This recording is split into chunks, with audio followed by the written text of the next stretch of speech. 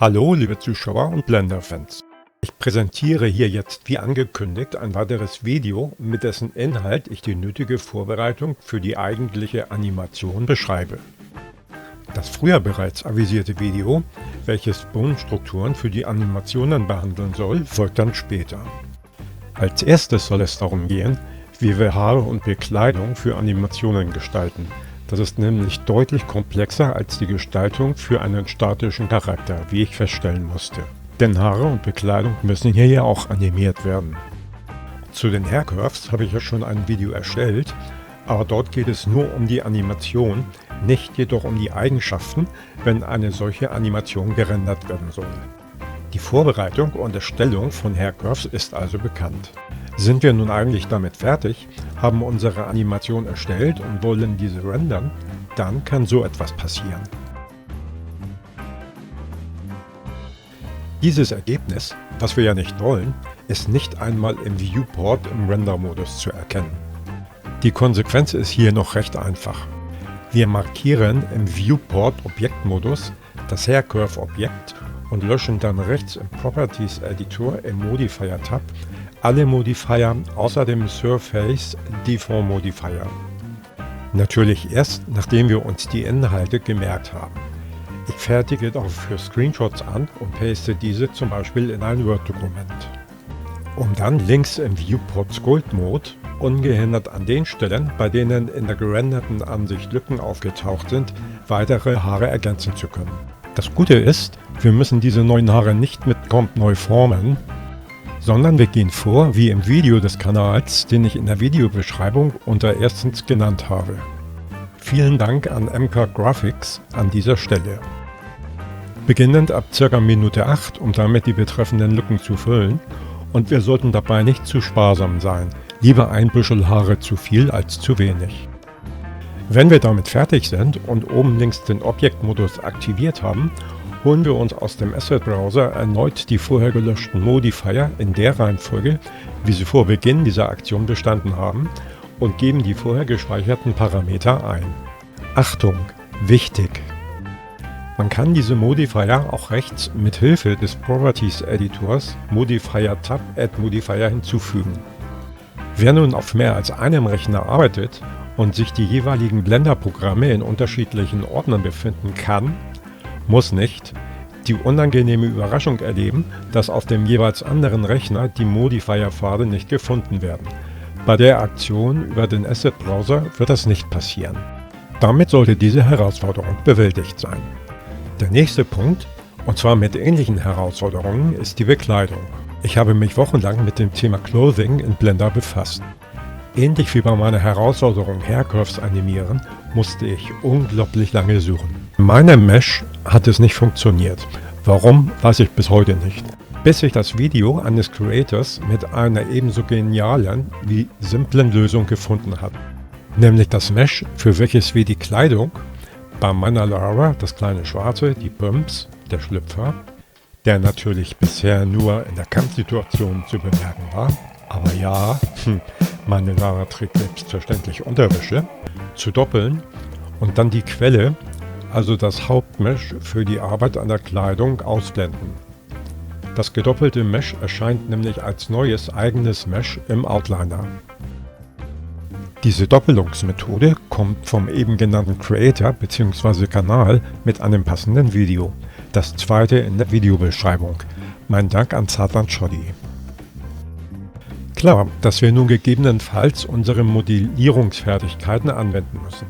Ich erinnere, bei meinen Videos zum Thema Bones, Animation und Rendering setze ich gute Basics voraus. Und vor diesem Hintergrund sollte die Arbeit an den Clothes kein Thema sein.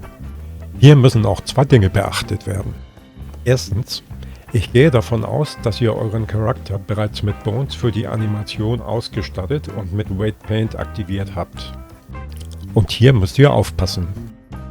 Erfordert die Gestaltung eurer Bekleidung Löschen oder Hinzufügen von Geometrie, es wird womöglich beides sein, verschwinden auch eventuell bestehende Weight Paint Bereiche, beziehungsweise enthält neue Geometrie keine Weight Paint. Es handelt sich ja um ein Duplikat, enthält somit alle Eigenschaften des Originals. Darum müsst ihr euch gegebenenfalls kümmern, wenn sich euer Charakter bekleidet bewegen soll. Diese Clothes müssen natürlich adäquat mitmachen. Sind die zu weit vom Original weg, zum Beispiel wenn ihr aus einem Bein eine weite Hose gemacht habt oder wie ich, den passenden Bereich der ursprünglichen Oberschenkel zu einem Rock oder einem Teil eines Kleides gemacht habt, müsst ihr entweder die noch bestehenden Weight Paints nachbearbeiten oder gegebenenfalls neue anbringen, wenn mit eurer Arbeit neue Geometrie am Mesh entstanden ist. Womöglich sind auch hier neue Armaturen, sprich Bones, nötig. Zweitens, beim Rendern der fertigen Animation kann es, ähnlich wie bei den Hair Curves, passieren, dass kleine, manchmal auch größere Bereiche des Basis-Mesh durchscheinen, wie hier zu sehen ist. Auch hier wird dieses Defizit erst mit dem wirklichen Rendern sichtbar. Im Render-Modus des Viewport tritt das nicht auf. Da gibt es zwei Möglichkeiten. Die erste ist vergleichsweise einfach. Wenn eure Bekleidung ohnehin nicht körperbetont ist, könnt ihr das Bekleidungsdouble mit S skalieren, ein wenig erweitern, sodass bei Animationsbewegungen die entsprechenden Bereiche nicht mehr mit dem Original-Mesh in Berührung kommen. Die zweite Möglichkeit ist etwas komplizierter. Das kleine schwarze Manalara ist natürlich körperbetont und wenn ich den vorstehend beschriebenen Vorgang hier anwende, schaut das so aus. Müssen wir nicht drüber reden, nicht wahr? Hier habe ich das bei größeren Flächen ganz subtil gemacht, indem ich nämlich das Kleidungsstück vorübergehend ausgeblendet und die betreffenden Körperstellen mit dem gleichen Material wie das Kleid versehen habe. Sind solche Stellen zu klein oder nur schwer zu erkennen, dann führe ich erst den Rendervorgang durch, separiere dann die betroffenen Frame-PNG und bearbeite die Stellen mit GIMP. Einem in seinem Metier, nämlich 2D-Bild- und Fotobearbeitung, ebenso mächtigen Freeware-Tool wie Blender. Das geht damit ganz einfach und ist, wenn man etwas Geduld aufbringt, in der fertig gerenderten Movie-Sequenz kaum noch bis gar nicht mehr zu erkennen. Okay, damit haben wir die Rendervorarbeiten mit Hair Curves, Clothes und auch Material so abgehandelt, dass wir uns nun mit der Animationsgestaltung und dem Rendern befassen können, wozu zum Beispiel auch das Handling mit Licht und Kamera gehören. Themen, mit denen ich auch jetzt noch nicht durch bin. Überhaupt nicht. Zur Kamera aktuell nur so viel. Ich arbeite mit den Voreinstellungen im Blender, also ohne irgendwelche Spezialitäten wie Tiefenschärfe oder ähnliches. Das hat bisher ausgereicht. Was Beleuchtung betrifft, fühle ich mich aktuell noch ein wenig hilfloser. Denn während es zum Thema Kamera mindestens ein sehr gutes Erklärvideo gibt, habe ich zu Licht und Co. noch weniger Infos gefunden als zu den anderen Themen, die in meinem aktuellen Projekt wichtig sind. Dazu dann aber mehr im nächsten Video. Wird wieder ein wenig dauern, aber bitte nicht ungeduldig werden. Es wird nicht wieder ein Viertel oder gar ein halbes Jahr werden.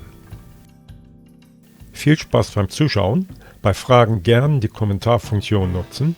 Bis dahin und wie immer wichtig, bleibt alle gesund.